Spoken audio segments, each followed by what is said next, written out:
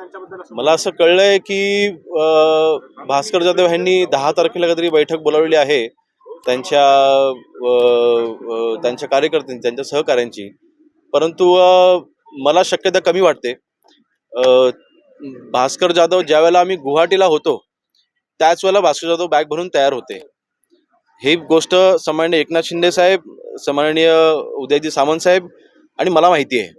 आणि त्यावेळेला शिंदे साहेबांनी मला आणि उदय सामंतांना बाजूला घेऊन विचारलं होतं की भास्कर जाधव देखील यायला तयार आहेत, आपण काय केलं पाहिजे.